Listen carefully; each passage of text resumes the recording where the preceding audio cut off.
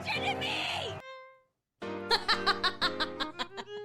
Hello and welcome to Season 3, Episode 12 of the Nina Blanco podcast. I'm Nina Blanco and this is actually going to be the final episode of Season 3. And I apologize this whole year. I mean, I know I've already apologized about it before, but yeah, I started the podcast earlier this year, got easily overwhelmed. Things were just happening and I just did not continue the podcast nearly all year and recently started it back up. But I wanted to continue Season 3 throughout this whole year. One, to just keep myself on track because it has been 3 years of starting this podcast and starting this new little venture for myself. But also, I forgot what I was going to say, so forget that. Anyway, we did make it to 12 episodes of Season 3, and that's a cool thing about it. So 12 episodes. Thank you so much for being here. Hopefully you are treating yourself to a little breakfast burrito. You know what it is. It's Breakfast Burrito Friday!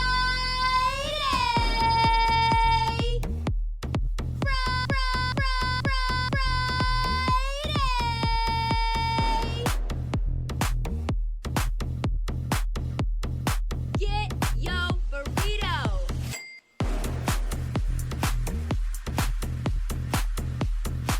Get your breakfast burrito!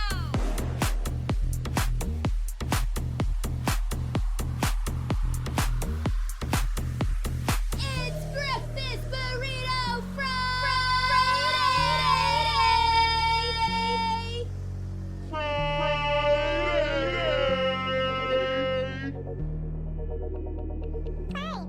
Get your breakfast burrito!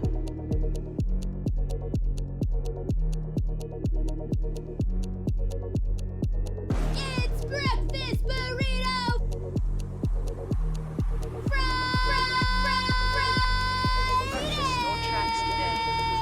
Treat yourself with a breakfast burrito today. It's Friday. You made it through the week. Hell, you made it through the year. Nearly. We're almost there. We're almost to Christmas, and soon after, it is the end of 2024. So you definitely deserve that breakfast burrito. So get yourself some. Since this is the final podcast of Season 3 and of 2024, really, because I'm not going to release an episode next week. I'm going to be in St. Louis with the family, doing Christmas stuff, traveling, so it's just too hard to bring all the equipment and to actually try to focus on doing a podcast when I should be focusing on family time. So this is going to be the final episode of 2024, and I thought we would go over some reflections of this year because I've been on TikTok again. It's like when I get on TikTok, it's like I'm like super into it for a hot minute and then I fully drop off for a while, and I'm very into it right now. Scrolling TikTok, a lot of people are thinking about 2024 and just what 2024 brought us, and it brought us chaos. It brought a lot of crazy shit in 2024. It is the most expensive it has ever been to live again. Here we are dealing with Trump again. It's feeling like 2016. It's feeling like 2016, and there's so many theories. They're all silly. Nothing is like truly serious, but silly theories on TikTok about how things just really, really went a different direction since 2016 specifically. And I remember 2016 very well. I was living in St. Louis. I was doing my first morning show. Things for me personally were going okay. I think 2015 was a better year for me, is when all of that kind of started. But 2016, I do remember it well. I was full blown in this morning show. So on top of all the current events, current topics, we had killer clowns for no reason on the street. Do you remember the killer clowns? If you don't remember,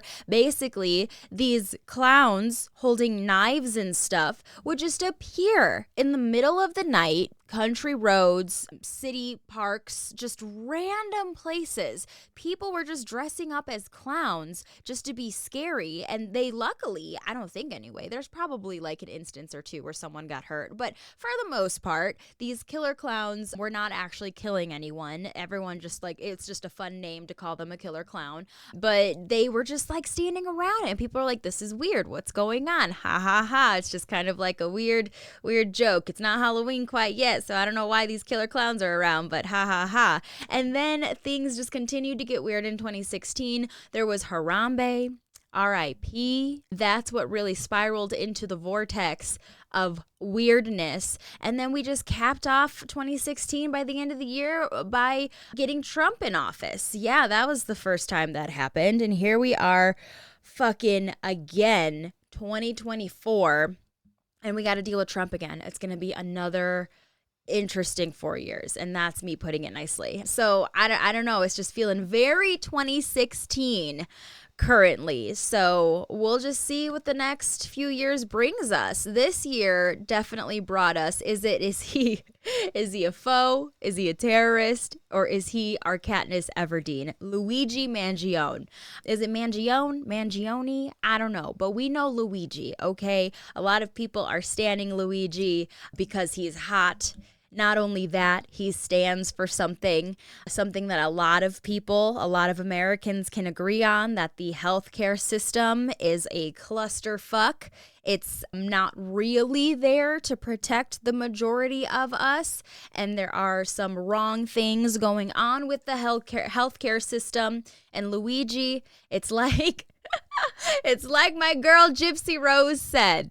There's a right way to do things and there's a wrong way to do things. And I did things the wrong way. And Luigi, I'm sorry, dude. I think you did do things the wrong way. Murder is not cool. But what these healthcare officials are doing, how they can sleep at night, I just don't know. I don't know. So what they're doing is also not cool. And I don't know. It's interesting because he's definitely sparked conversation. Now, the news just broke that he has been convicted of first degree and second degree murder. I'm sure there will be more updates to come on what happens with Luigi, and he is currently in jail, and we're going to see this case is going to continue, you know. So they're labeling him as a terrorist, which is interesting because then a few days ago there was a school shooting, and it's like, you know, this whole school shooting thing has been happening for years and years, and we still haven't figured something out about it. But they don't want to talk about the school shooters.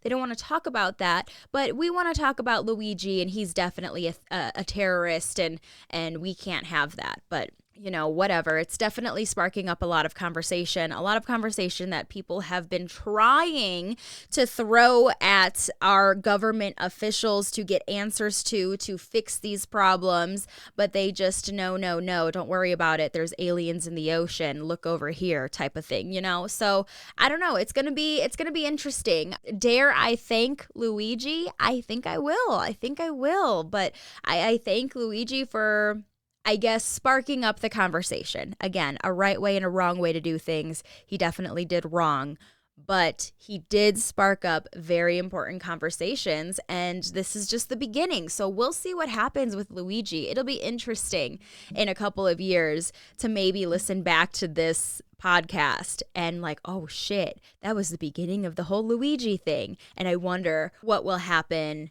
afterwards. So we'll find out. But Luigi Mangione, he is definitely a big part of 2024. Another big thing that's just all over TikTok has been for quite some time now, and I feel terrible for my girls out there, my single ladies, is dating has just become so impossible.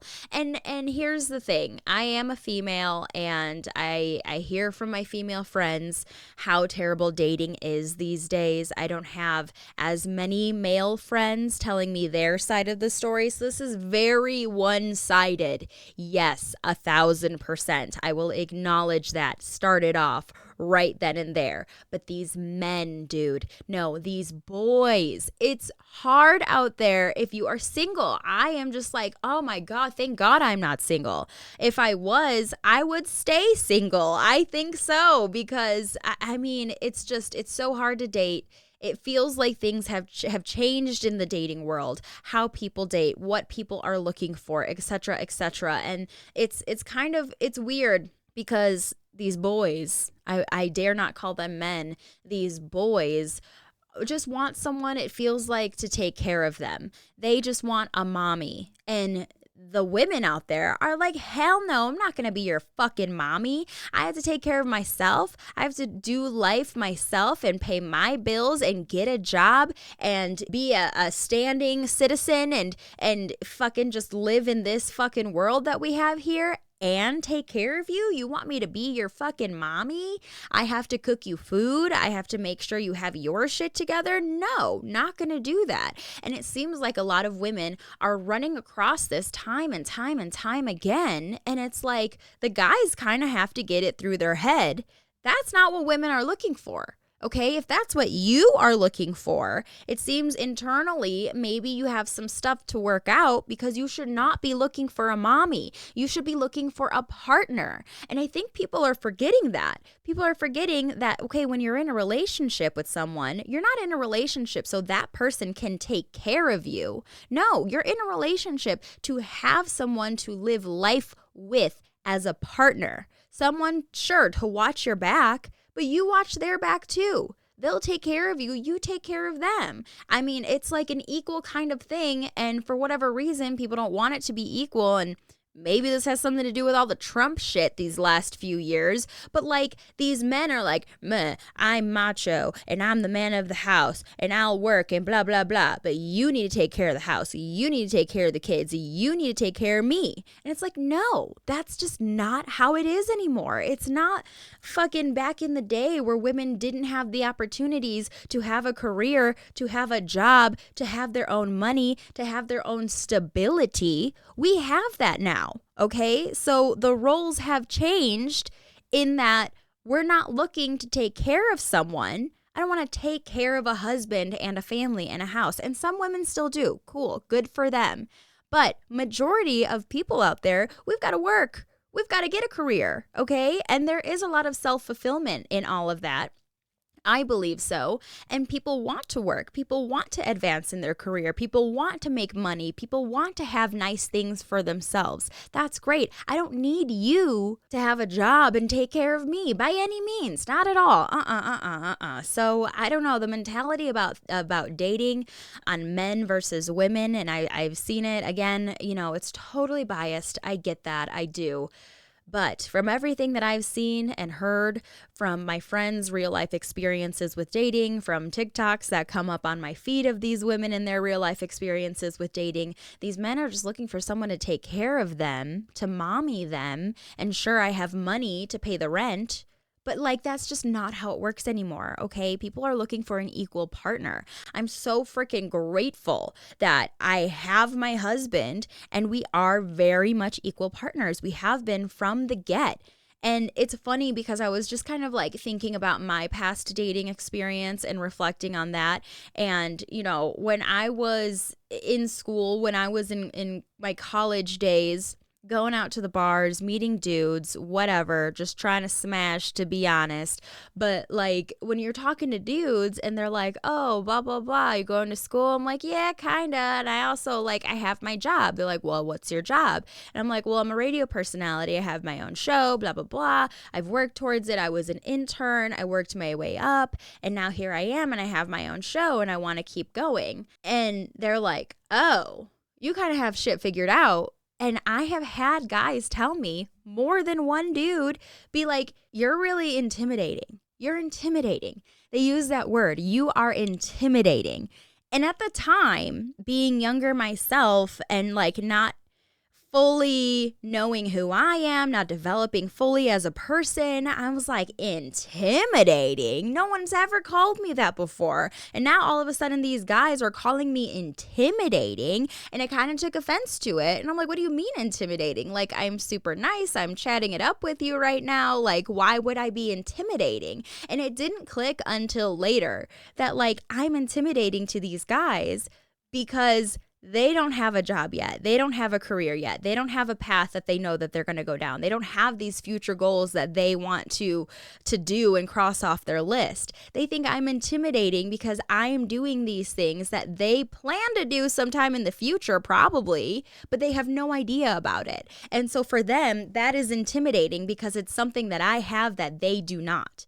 And I thought that was very interesting. And I feel like a lot of these men now, these boys now, they're so intimidated by women because women are trying to figure it out. We fucking have to. We've always had to figure it out. And so now that we're at a point where women are fully into their careers, they're advancing at work, they're advancing in their salary, in their personal lives, they're working on personal goals outside of work, and these guys are just like, oh shit, that's intimidating. No. I'm gonna put you down because I don't want that.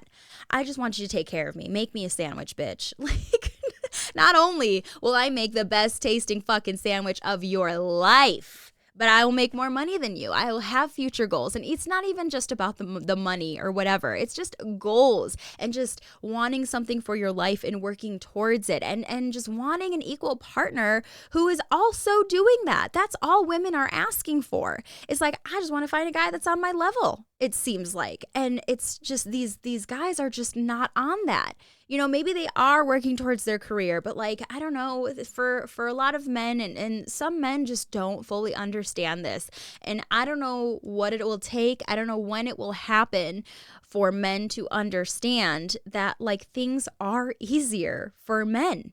Truly. And you're slowly working towards it. And sometimes things just come to you. Yeah, sure. But as a woman, that is just not what happens. We need to work for it. We need to actively go towards whatever goal, fill in the blank, truly. And so I think men just don't understand that. And I think men are intimidated by the women today.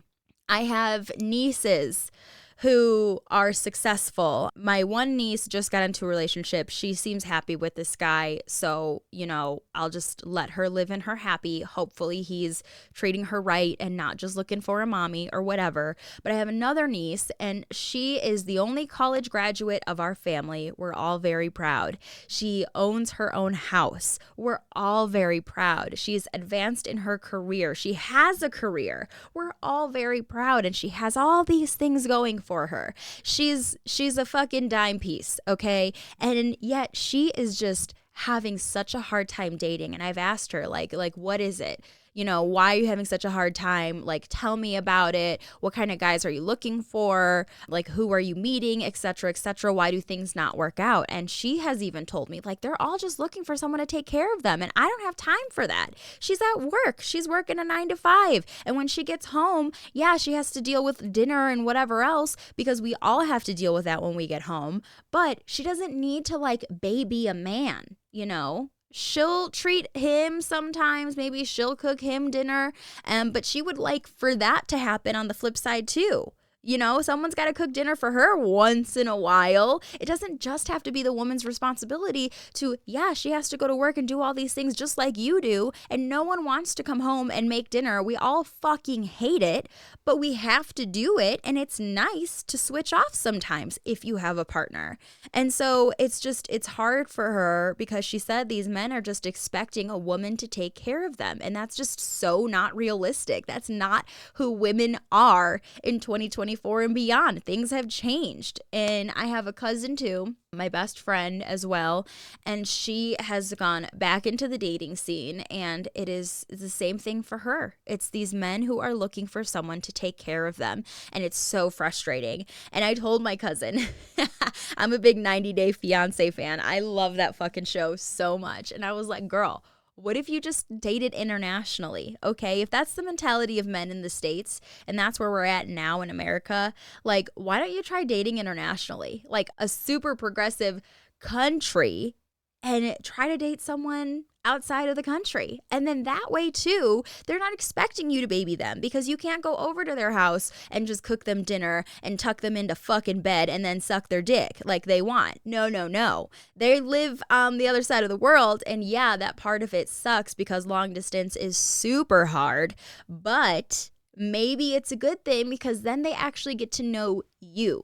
Fall in love with you. Listen to you. Find out what your expectations are in a relationship and vice versa. And if that serves the both of you and this long distance thing is somewhat working out, then, go through the visa process. No one wants to be here anyway. You bring them over, you go over there, dual citizenship. That sounds like a win, win, win, win, win. So I'm trying to convince. I'm trying to convince at least my cousin. I have not told my niece yet about it, but I'm trying to convince my cousin to start dating internationally. And I told her about it like last year. And at first she's like, no fucking way. Like, I'm not going to date someone internationally. Like, there's got to be someone. I'll find someone. Well, that was a year ago. And now she's like, well, I'm thinking about it. I might.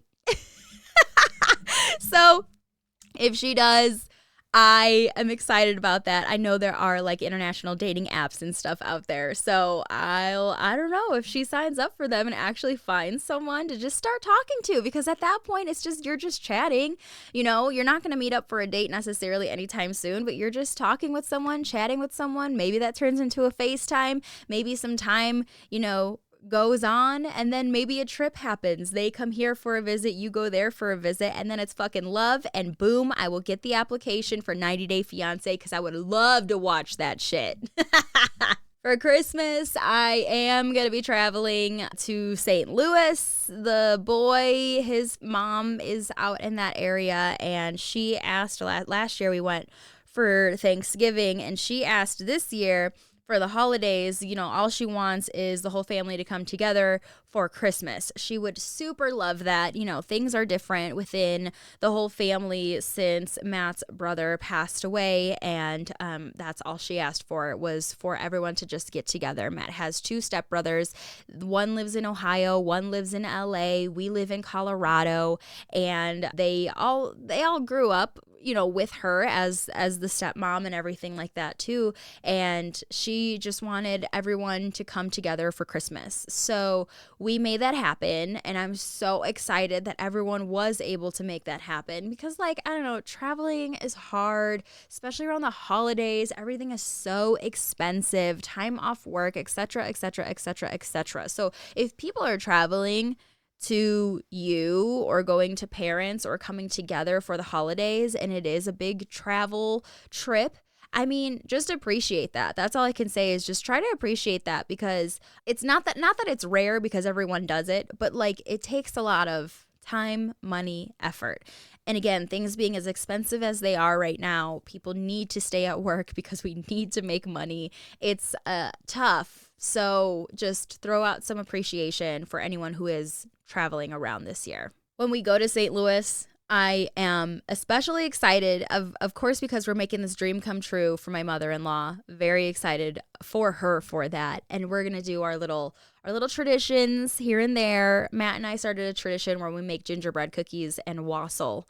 And we did that ourselves here in Denver, but Matt wants to do a second batch over for the week of Christmas with his mom for everyone.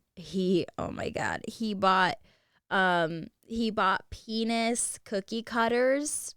Yeah, not only just penis cookie cutters, but he bought a 30-pack of sexual positions and penis cookie cutters. And I was like, why do you need 30?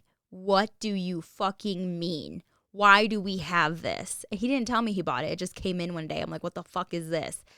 And he's like, it's for cookies, blah, blah, blah. I thought it would be funny because his stepdad, it's just crude humor. They're boys, and I don't know. They're obsessed with their own penises. I'm not really sure. I can't explain it. But he thought it would be funny and that everyone would enjoy making penis gingerbread cookies. So he hasn't told his mom yet. And yeah, we're going to make penis gingerbread cookies. And that part of it I am less excited about. So I will make sure to bring regular cookie cutters as well for my poor mother-in-law who had to just raise boys. She was just always in a household full of boys. And I always tell her so much, I am so sorry for what they probably have put you through in the past.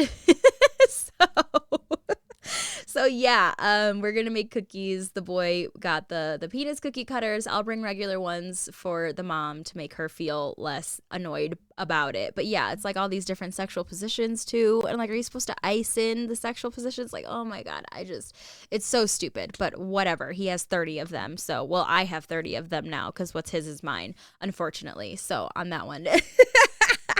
But one thing that will be happening that I'm so excited about is to meet a new sister-in-law. So I don't want to talk too much about it because I know the boy's stepbrother is a pretty private person and probably wouldn't appreciate me talking too much about it on the podcast.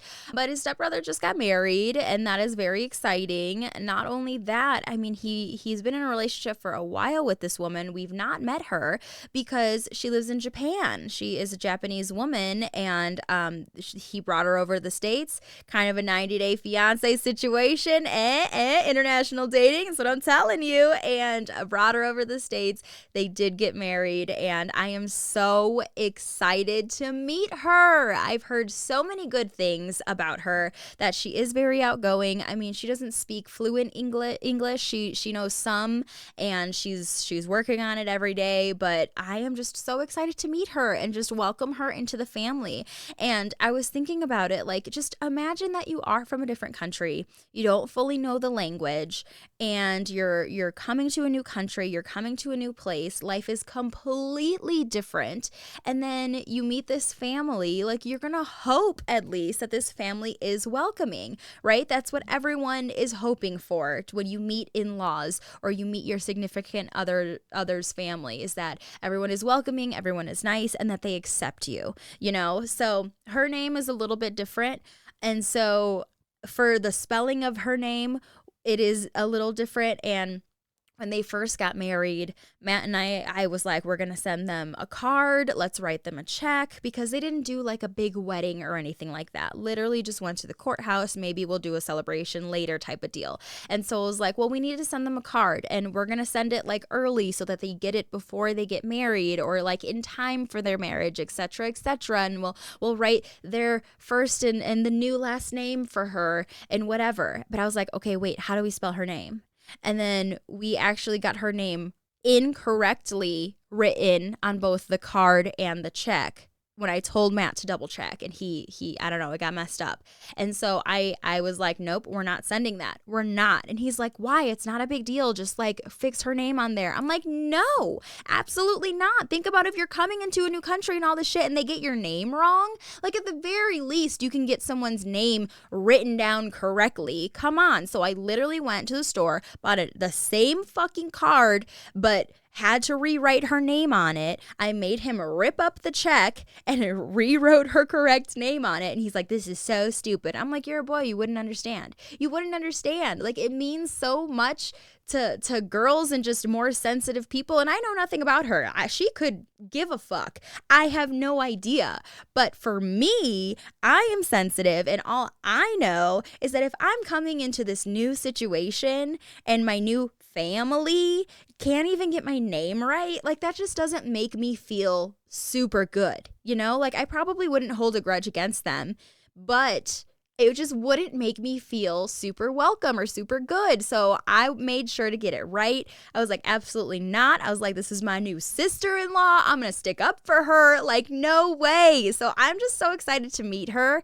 And I just really want to help welcome her into the family. And like, another thing too is, she doesn't know anyone out here. She doesn't know anyone in the States, okay? She knows her husband, and that's about it. And I don't know what her personal life is, you know, in her new home, and maybe she is meeting people, and maybe she does have friends, but like, it's hard to make friends as an adult, and especially if you don't fully speak the language, you know? So I just want to be super extra welcoming to her, get her fucking name correctly.